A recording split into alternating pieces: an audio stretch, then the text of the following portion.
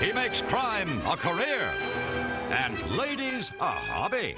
He's the hit after hit sensation who electrifies the screen. He's Humphrey Bogart. He's a tough guy on the outside and bittersweet on the inside. Now, for the first time ever, see how Warner Brothers molded a small-time thug into a big-shot star. Becoming Attractions, the trailers of Humphrey Bogart.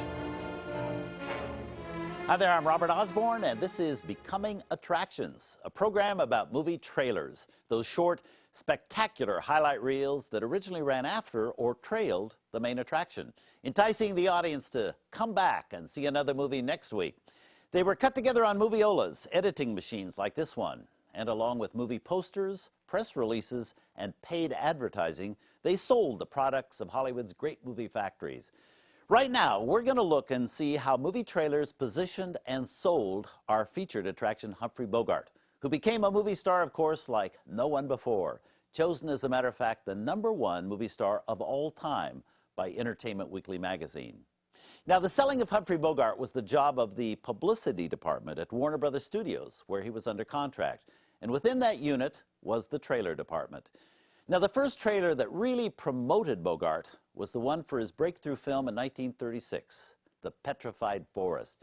This trailer, which you're about to see, focuses on the stars of the film, Leslie Howard and Bette Davis, but it also sells Bogart in a supporting role, cast in the tradition of Warner Brothers' toughest gangsters, comparing him to established star James Cagney in The Public Enemy.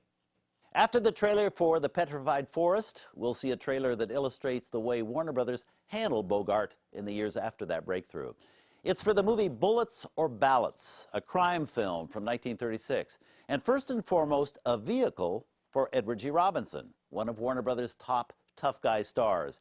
In the trailer, Bogart serves the same function he served in The Petrified Forest. He's the vicious criminal standing by to do violence and to make the bigger star, in this case Robinson, come off like a hero. In these two trailers, we'll see the image that would define Humphrey Bogart's early years at Warner Brothers. Not yet a star, but a dangerous and a very exciting new presence. Here now, the original theatrical trailer for The Petrified Forest, and then Bullets or Ballots.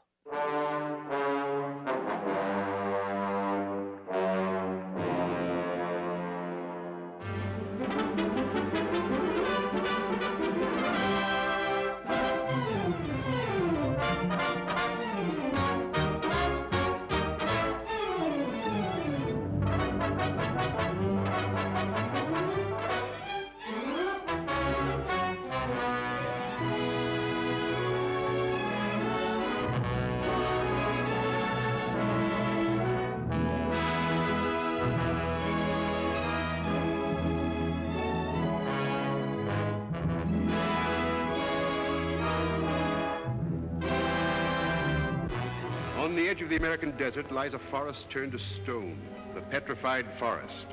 Grim, silent, mysterious.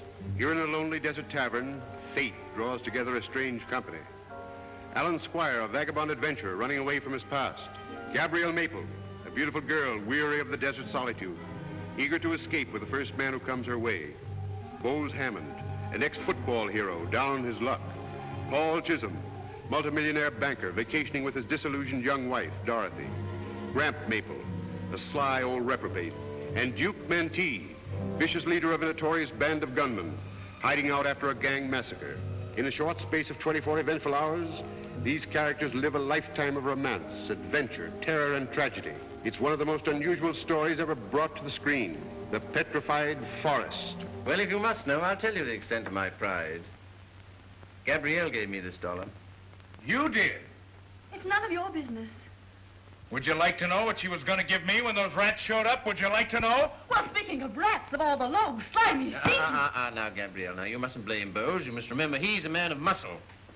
He's suffering from the pangs of frustration. I said you were a dirty low... I'm sorry, Gabby. I didn't mean it. Honest, I didn't. They've got me absolutely crazy mad with all those guns staring me in the face. Shut up, Bose.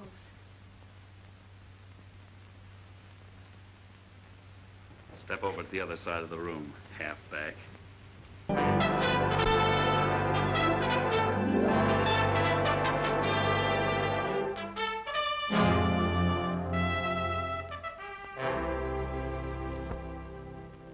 if I speak up, my dear, perhaps I could tell you some things that... What do you know about me? I don't know about you, my dear. But I do know what it means to repress yourself and starve yourself. What were you saying? I'm telling you for your own good, Manti. They know where you're heading. They picked up your trail. And they'll get you. What's the matter with you, Duke? Do something! Shut up! Shut up! Give me time to think. No, Duke. You want revenge, don't you? You want to go out of your way again to get that blonde who snitched. Well, don't do it, Duke. She has snitched. Come on, Duke. I told you to shut up. You know they're going to get you anyway. You're obsolete, Duke, like me. You've got to die. Well, then die for freedom. That's worth it. Don't give up your life for anything so cheap and unsatisfactory as revenge.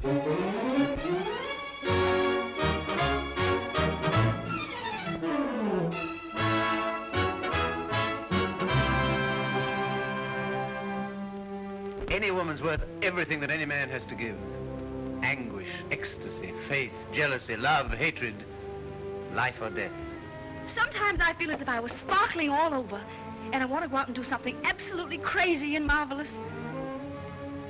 Just keep in mind that I and the boys is candidates for hanging. The first time any one of you makes a wrong move, I'm going to kill the whole lot of you.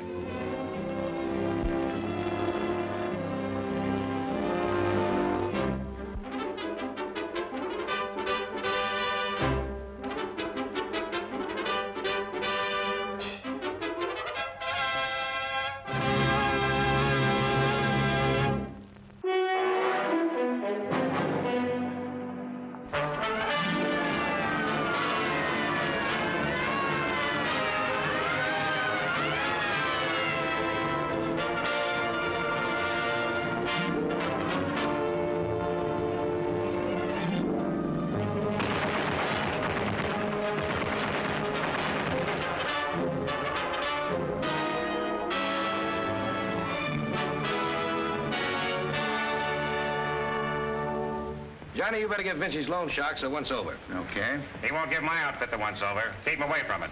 What are you afraid of? I don't like the way your face is fastened on. Well, I'll be down tomorrow morning, give you a chance to change it. You're not running liquor anymore. You're in big business. I pulled you up out of the gutter. And you take a chance on ruining a $200 million gold mine to satisfy a grudge. Well, it's a fine way to pay me back for all I've done for you. Oh, I wouldn't pay you back that way, Al. Well, I hear they cut the big shot detective down to size. Must be tough not being able to kick the boys around anymore, making them tip their hat to you. But they still do.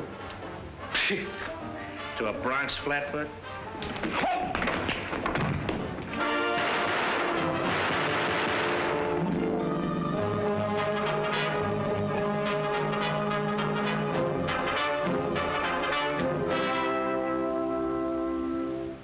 Fenner is Kruger's #1 man.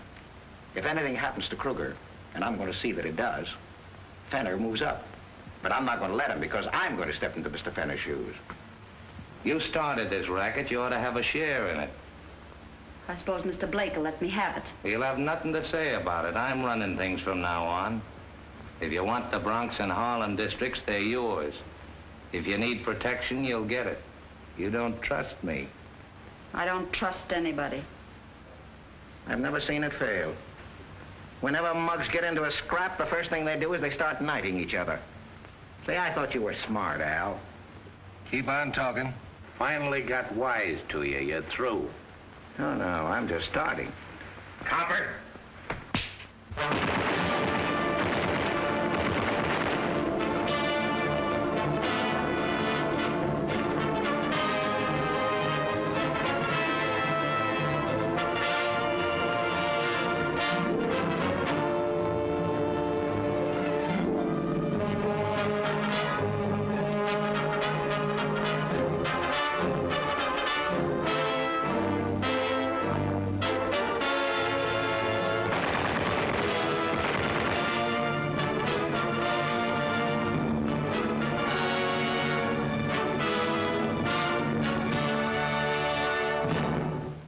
With movies like The Petrified Forest and Bullets or Ballots, Humphrey Bogart became in the late 1930s a fixture in Warner Brothers gangster movies.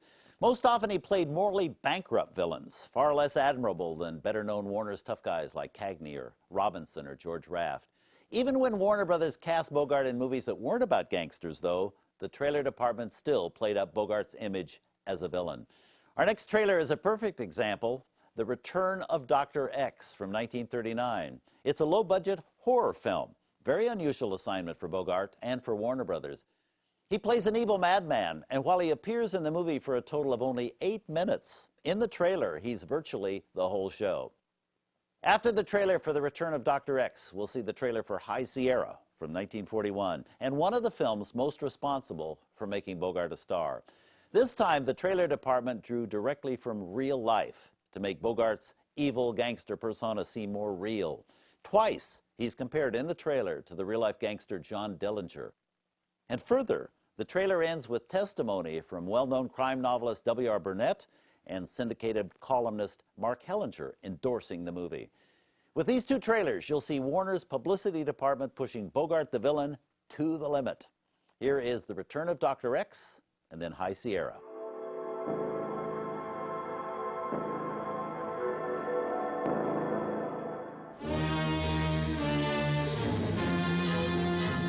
X, weird symbol of humanity's most dangerous secret. The forbidden barrier that science must never cross.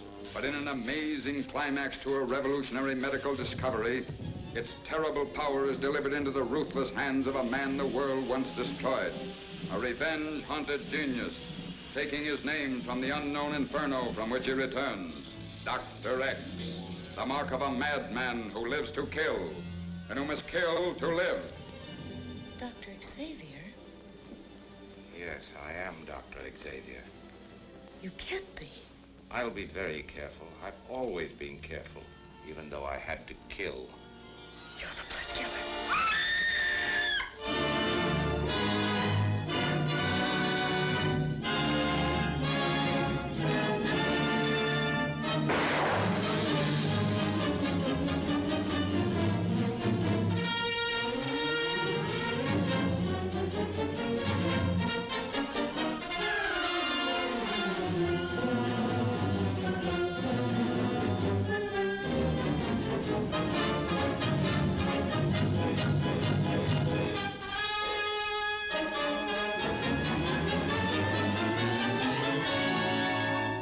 About me. I didn't have to. They found out for themselves. You're lying.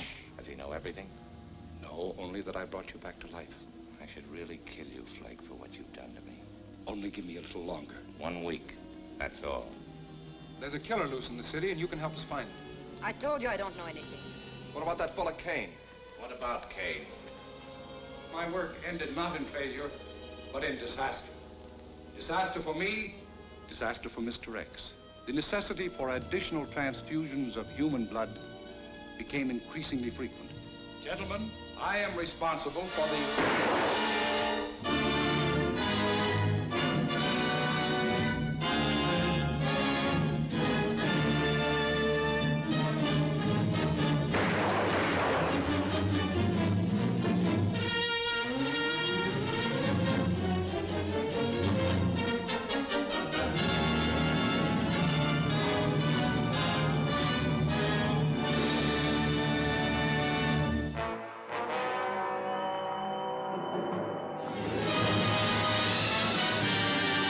This is the highest point in all our land, mighty Mount Whitney, looming above the wilderness with the strange silence of eternity. Yet stranger still is the mission of destiny that brings men to this forbidding barrier, held at bay by the most dangerous killer since Dillinger. Look at him up there. What's the matter, Yellow? Come and get me, buddy. Come and get me. He's trapped because man can't climb any higher, and men never came any tougher. But what brought him here? What made him that way? Was it Marie? Taxi dancer? Gangster's companion? Yet underneath it all, just a woman with a hungry heart. Oh, Roy, please don't send me back to L.A. Let me stay. I want to be with you, Roy. Please let me stay, please. Was it Red or Babe who revolted against the ruthless domination of Mad Dog Earl? I'm giving you a chance to blow. If you decide to stick, I'll shoot the first one that don't do as I tell him. Was it Velma, the girl who didn't belong? Oh, I know what Roy did for me. But I don't love him. Remember what Johnny Dillinger said about guys like you and him? He said you were just rushing toward death. All these play a vital part in the thundering saga of the last of the big-timers, running the gauntlet of the law with the girl who would follow him to Inferno. Human emotion, humanity itself, painted against the majestic canvas of High Sierra.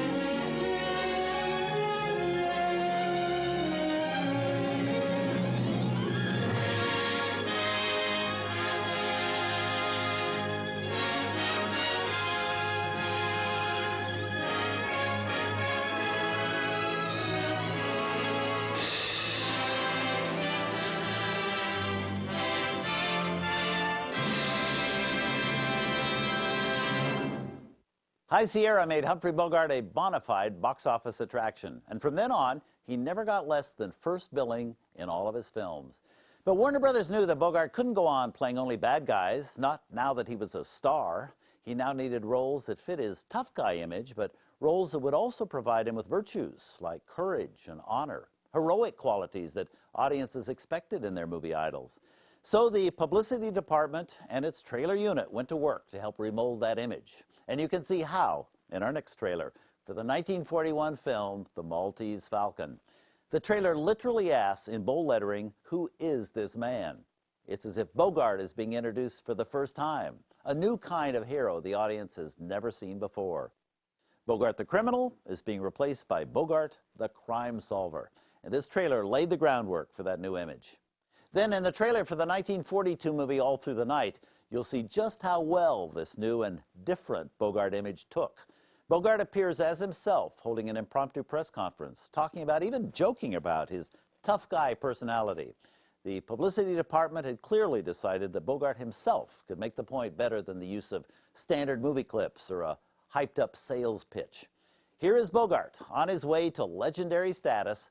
First the trailer for The Maltese Falcon, and then the trailer for All Through the Night.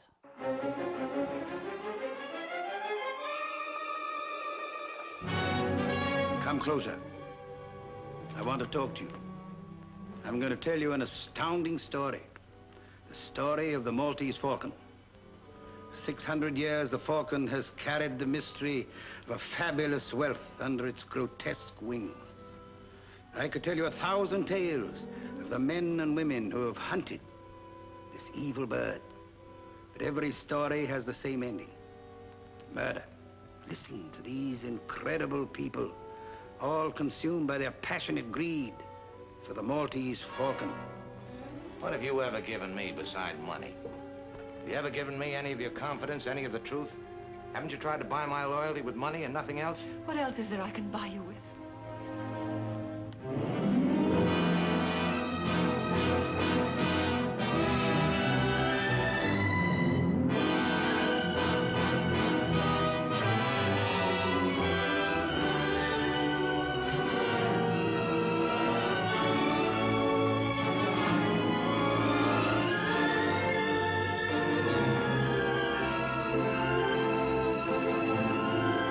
Who loves who? I won't play the sap for you.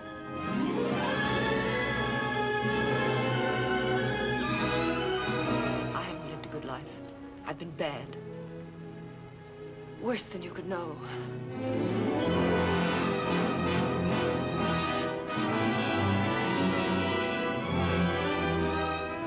We were talking about a lot more money than this. There are more of us to be taken care of now. Well, that may be, but I've got the Falcon. You may have the Falcon, but we certainly have you. I've taken all the riding from you I'm gonna take.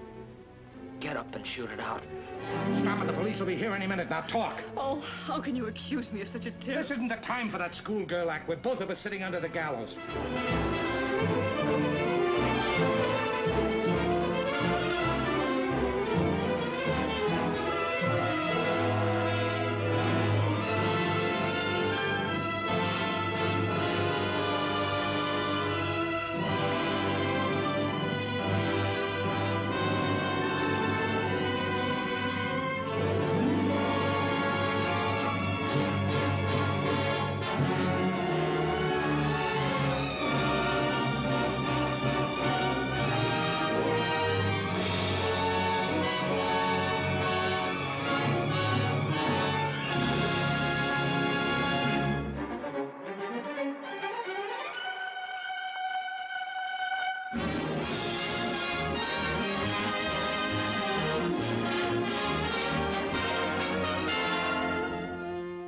Give us the lowdown on this, Mr. Bogart. Miss Byrne, how do you feel about being Humphrey Bogart's leading lady? Well, I feel a little like the princess who's been rescued from the dragon by the White Knight. That's you, Mr. Bogart. Anybody that prints that can expect the usual trouble. What's your next picture going to be like, Mr. Bogart? I'll tell you, boys. I used to be a pretty tough hombre, but no more. In my new picture, I'm really refined, strictly high class. Just take a look and see for yourself. But don't get the wrong idea. There's a bunch of dangerous guys trying to muscle in on Uncle Sam. And me and the boys are doing something about it because these monkeys don't play for a laugh and a little fun. They're strictly out for blood.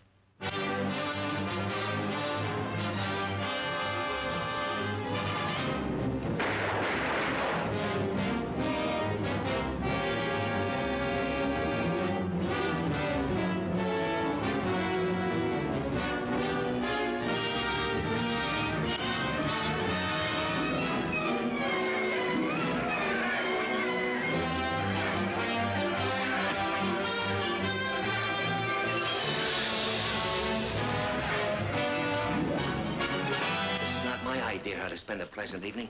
Right now, I could be dealing myself a straight flush. I could only figure out what Joe meant when he held up his hand. I know he must have been trying to tell me something, to show me something. You are the noisiest guy. Listen, Weasel, back to your piano. Please, Mr. Donahue. Yeah, well, I don't like the way he's pushing you around. It isn't important. Please don't interfere. Come on. Let her alone. Take your hands off me. Get him up. You realize you will never get out of here. Every entrance is guarded. Where do you think you're going, baby? Gloves, please let me go. Listen, sister, I don't know what you're up to, but out there the cops are waiting for me with a one-way ticket to the hot seat. You know who killed Joe Dunning, and you know who killed Miller, and you know what's going on around here. You're Exhibit A, and you're coming with me.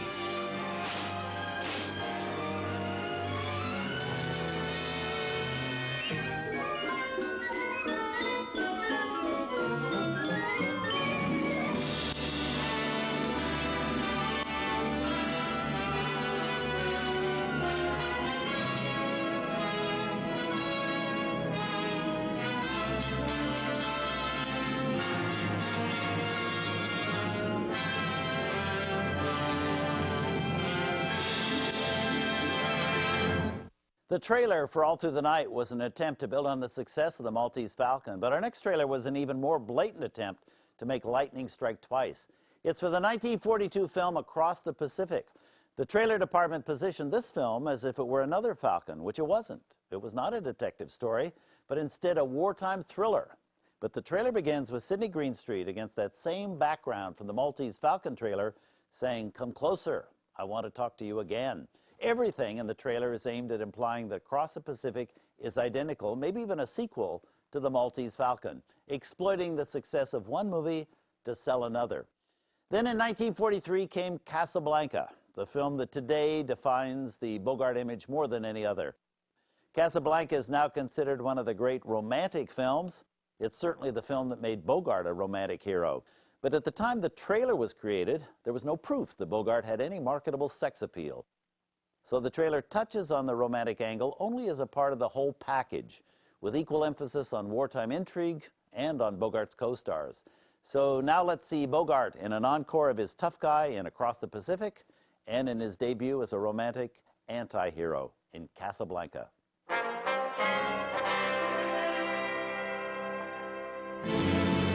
Come closer. I want to talk to you again. I once told you the astounding story of the Maltese Falcon. Now I have a more astonishing tale to tell, almost incredible. Shrouded in the mystery of Oriental ways, mysterious, sinister, we evil little men from Japan, conniving, plotting, scheming, embarked on a diabolical mission of destruction. So come along across the Pacific on a desperate and dangerous journey to leave you breathless and amazed. To the unbelievably exciting adventures of a soldier of fortune in a fascinating story of intrigue and murder and romance. You'll meet a rare American beauty caught in an astounding web of Oriental treachery. And as for me, remember, Mr. Leland, it's your place to answer questions, not to ask. Sorry, I'm a little new at this game.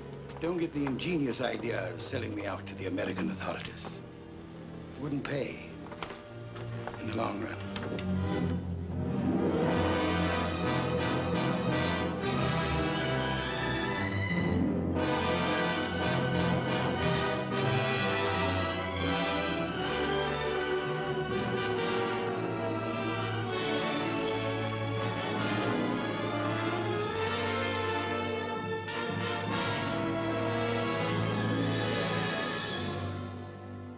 Going to hear some things about me that aren't very nice.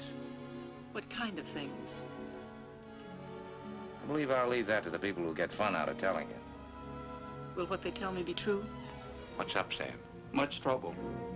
You got a gun? Can do. You guys have been looking for a war, haven't you? That's right, Rick.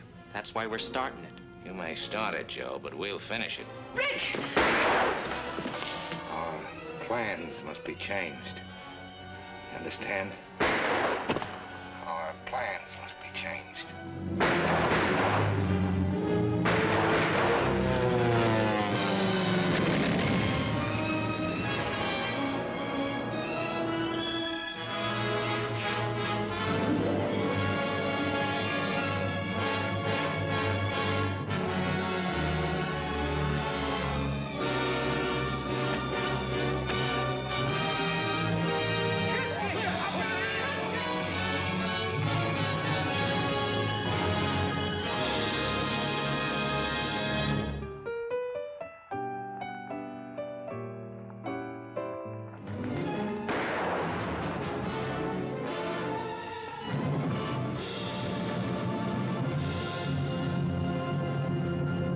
Casablanca, city of hope and despair, located in French Morocco in North Africa. The meeting place of adventurers, fugitives, criminals, refugees lured into this danger-swept oasis by the hope of escape to the Americas. But they're all trapped, for there is no escape. Against this fascinating background is woven the story of an imperishable love and the enthralling saga of 6 desperate people, each in Casablanca, to keep an appointment with destiny. I was willing to shoot Captain Reno, and I'm willing to shoot you. All right, Major, you asked for it.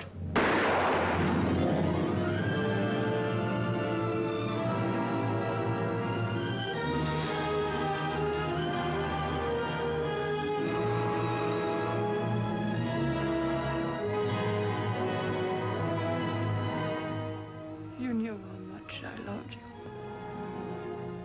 How much I still love you.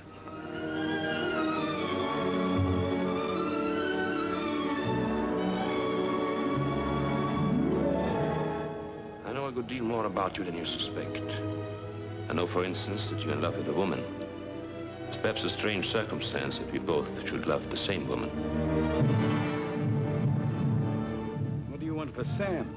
I don't buy and sell human beings. That's too bad. That's Casablanca's leading commodity. You can ask any price you want, but you must give me those letters. That's no deal. All right. I tried to reason with you. I tried everything. Now I want those letters.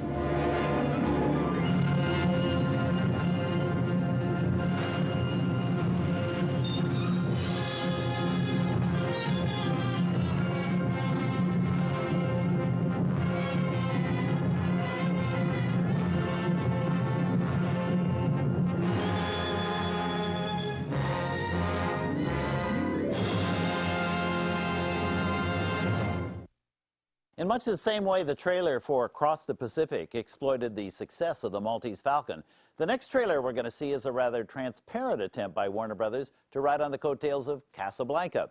It's for the movie Passage to Marseille from 1944, and it literally takes Casablanca as its starting point.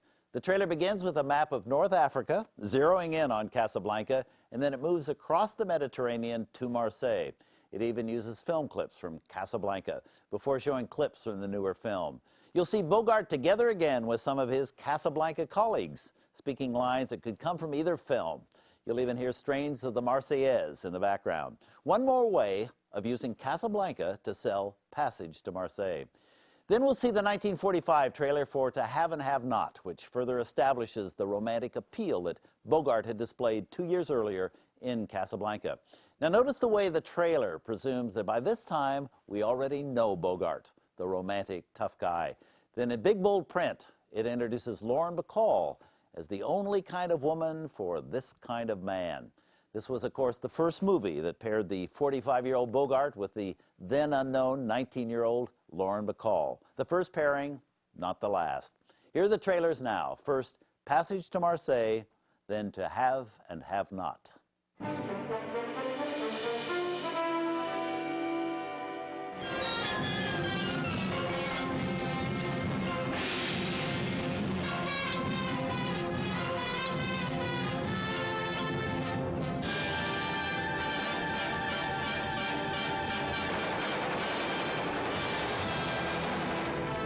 As mighty events continue to cast their shadows, the producers of Casablanca bring you another history-making adventure. Passage to Marseille, the courageous saga of a band of heroic outcasts in whose hearts France has never been defeated. Men without a country, from every corner of a world ablaze, sworn to come back to fight for the land that had disowned them. I would fight and die gladly to make my France free. Have you the courage to beat the river and the sea? I know one who has. His name is Macrack. But is this man a patriot? A greater patriot than any of us can ever hope to be. Under the leadership of Matraque, their amazing odyssey carries them through trackless jungles and over hostile seas, braving every danger, fighting for freedom, as only men who have lost freedom can fight.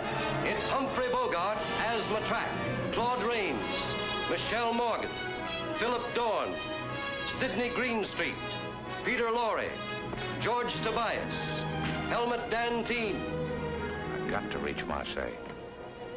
I'm trying to get to a woman. I never intended to fight. If you won't fight, why should we help you escape? I leave that to your conscience. Now on, you'll navigate this ship under my command until we reach Marseille. This is piracy, Vidal. If I give you your liberty, will you give me your word of honor to take this ship to Marseille?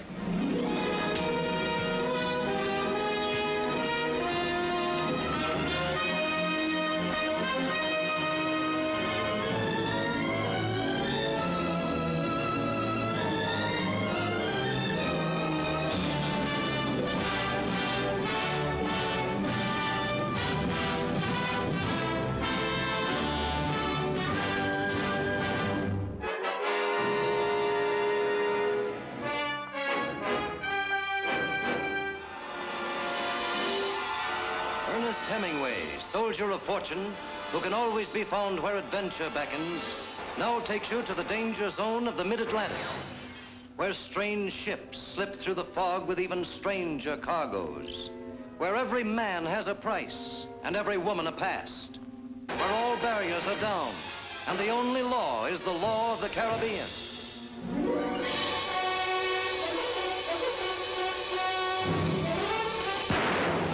Pull your guns. Go ahead. Go ahead. Get him out. Don't been pushing me around long enough.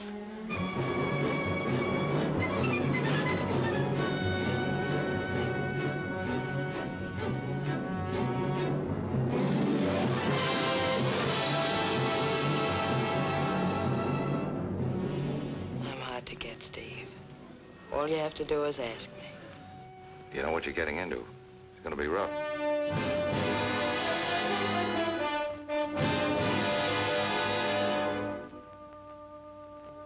You shouldn't have come up here. It's too much of a chance. I told you downstairs. I can't take I you. didn't come up for that.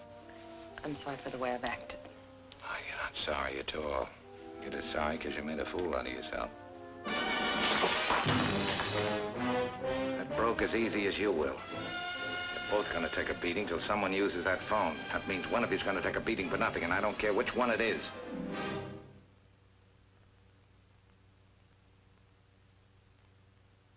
What'd you do that for? Been wondering whether I'd like it. What's the decision?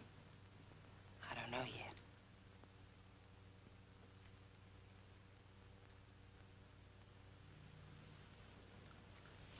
It's even better when you help. Stand by that wheel. Now, wait a minute. Give me that gun. You can't fight them guys, Harry.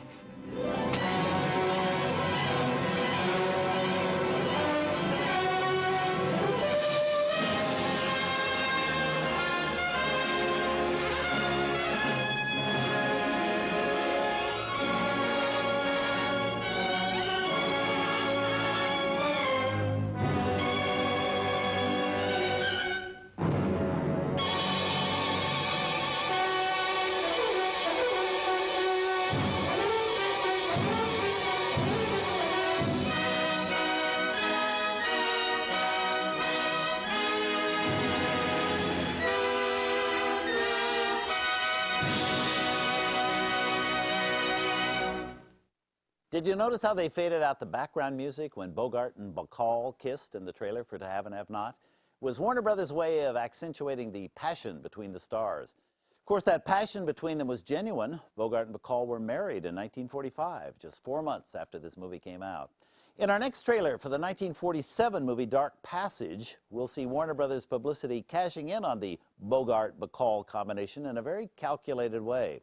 This was the third Bogey and Bacall film, and the trailer starts out with the movie usher talking to the audience, raving about those earlier films. It's a way of reminding the audience how good Bogart and Bacall were together, in the hope that, like the usher, everybody would be excited about this rematch. After the trailer for Dark Passage, we'll see how Warner Brothers handled the challenge of promoting an unusual and offbeat Bogart film in 1948, The Treasure of the Sierra Madre. On this movie, the publicity department was faced with selling a film in which Bogart wasn't romantic or heroic. In fact, he was devoid of all the desirable qualities they'd spent years building up.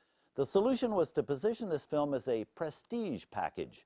The trailer begins in almost epic style with letters scrolling up the screen, quoting movie reviews, proclaiming the film's greatness.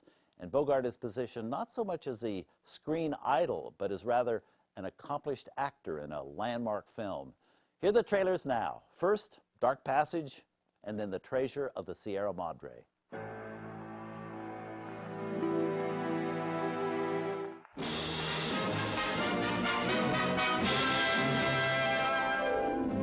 Remember this one.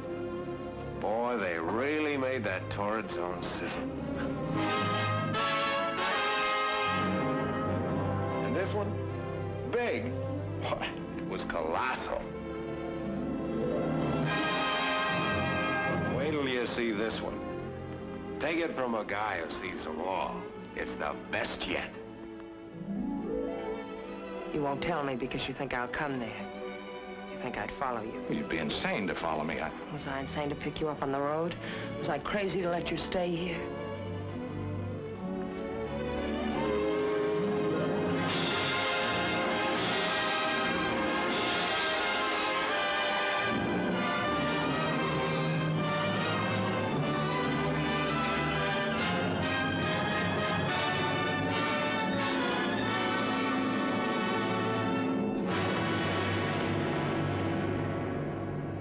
I thought I had a pretty good life here, but your going away doesn't make it seem good anymore.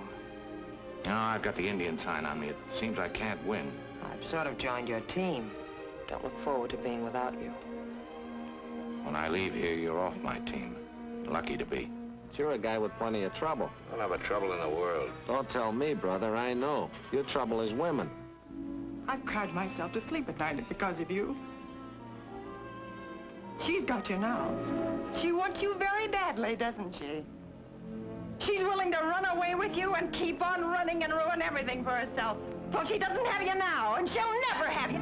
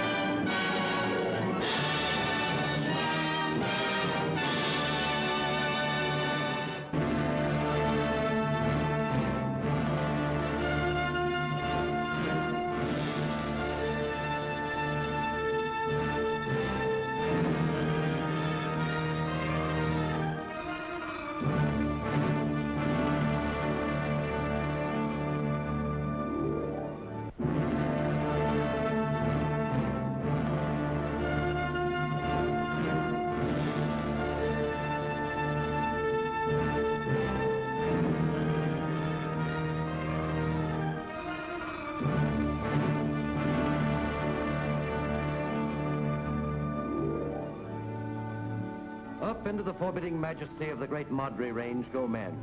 Their pasts buried in silent secrecy. Their futures hidden in the mystery of adventure. Men drawn together in their search for gold. Dog, soldier of fortune. Howard, the old-timer. Curtin, the youngster. And Cody, the intruder. These are the men who tried to tap the treasure of the Sierra Madre. Men with an oath on their lips and muscles in their arms, but men with greed in their hearts. Ready to break their backs, to to sell their very souls for gold, fighting shoulder to shoulder against the forces of nature, only to find their greatest enemy is human nature. Shut your trap! Shut up or I'll smash your head flat! Ah, throw it! Without me, you two would die here more miserable than rats. Leave him alone. Can't you see the old man's nuts? You're so dumb you don't even see the riches you're treading on with your own feet.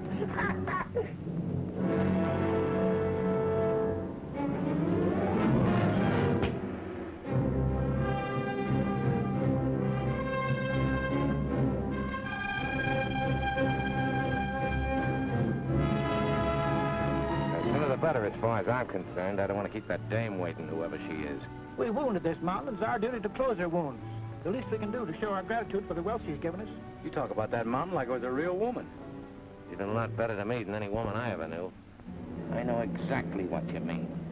You want to take it all for yourself and cut me out. I know you for what you are. A long time I've had my suspicions about you, and now I know I've been right. So that's your stinking game, is it, informing? I knew you was an informer. I knew it all the time.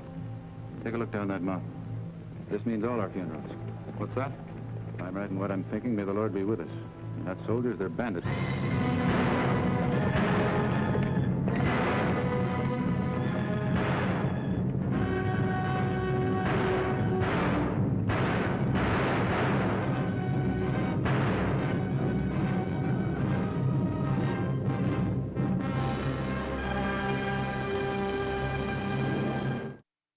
Humphrey Bogart had come full circle at Warner Brothers by the time he made The Treasure of the Sierra Madre.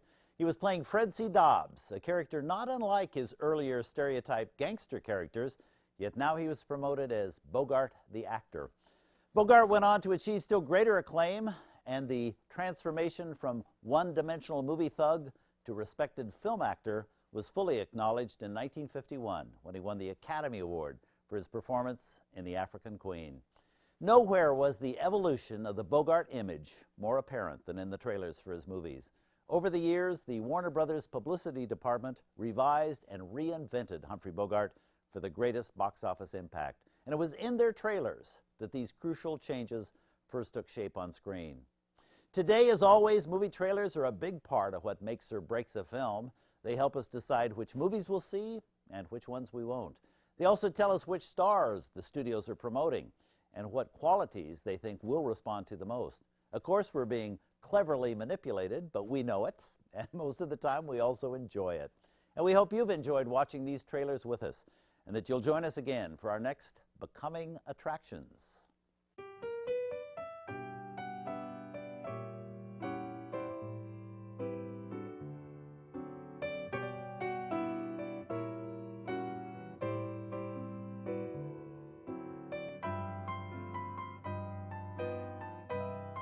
You've seen the trailers, now see the movies, and dozens more, 52 films in all, this week in the biggest and best Humphrey Bogart Festival anywhere on Turner Classic Movies.